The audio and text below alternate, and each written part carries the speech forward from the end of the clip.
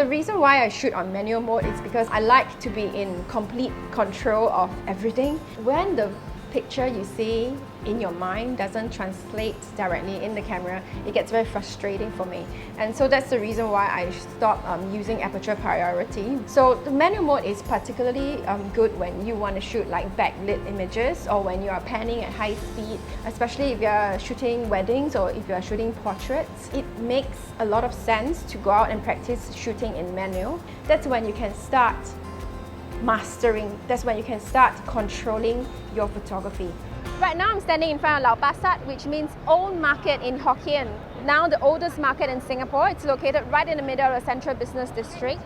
And it's famous for its roof, which is shipped from Glasgow, a Victorian cast iron, way back in 1894. At night, the street turns into a satay street where we have marinated barbecue steaks. And that's what we are going to look at right now. Uncle, you draw this hat yourself? Yes. Oh. I got the long one. Oh, really? The long one I have. Later you wear? Original satay. Dark mushroom. What mushroom? How many years have you been selling satay? More than 30 years already.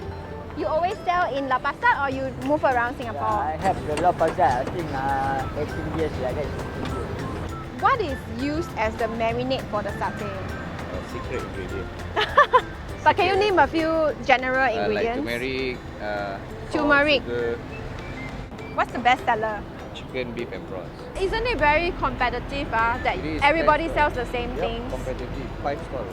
I mean, you can get like 10 sticks or maybe 1 Okay. stick each. I don't mind giving 1 stick free Oh, for you to test. wow. Then from Okay. there, you know which one is better.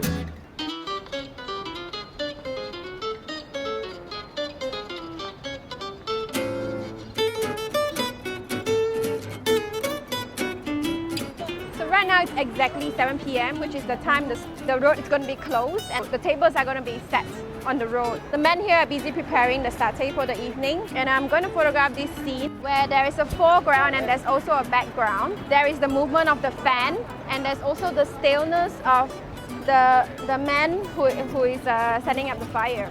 So because I want to get this movement of the fan, I'm going to set my shutter speed to 1/30. So I want to see both of them, foreground and background. I can't go at a 1.4. I need to go up maybe say f4. I've taken f4. And since these two settings are sort of fixed, that leaves me with ISO to play with. So I'm going to set it at say something about 1000. And then we'll see how that goes. And I'm actually using his body to frame the side of my frame and his hands maybe. To sort of create an interesting frame around my main subject. There's a lot of smoke going on, but then there will be like this split second where the smoke passes and you can see his face clearly. So when he actually stretches his arm out, this is actually going to be a frame. That's going to be the roof of my frame. A few ethical considerations as well. I don't want to stay too long. I don't want to be like a hindrance to the business, so maybe I'll just leave. Maybe I'll come back later. What's going on here? I actually want to get a sort of an overall establishing scene of the entire market. So I wanted like people in the foreground. I want to see the tables. I want to see the smoke and also the structure of Lau Pa Sat. So I've actually asked this lovely lady here for permission to photograph. My f-stop, right? To get from near to far, I need to get something up to like maybe f8. And then my handshake mode at night is probably like 1/50, 1/60. I could go on 1/40 as a shutter speed, but if I want to go on 1/60, I would have to go on 12,800. So it's sort of like, you know, you just sort of have to level, which might be a better choice because I'm quite confident that my hands are still sharp at 1/40. So that was a great moment where we have the food being served. So we get the food, the people, the tables, and the foreground. So what I'm doing when I'm shooting manual is that I'm actually dissecting the frame in my own mind.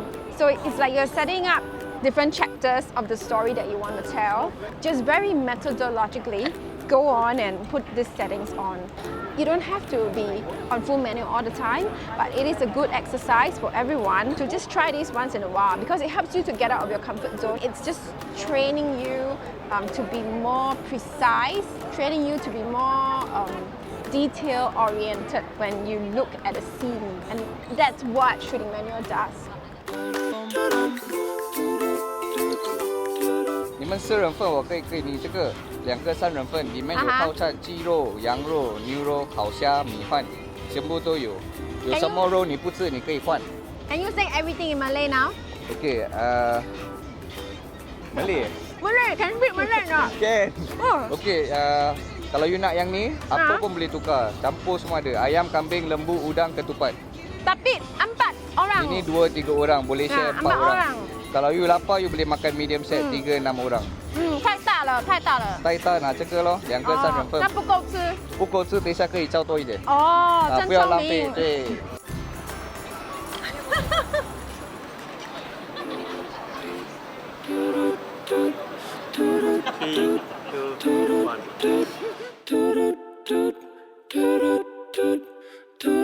Bum bum bum bum.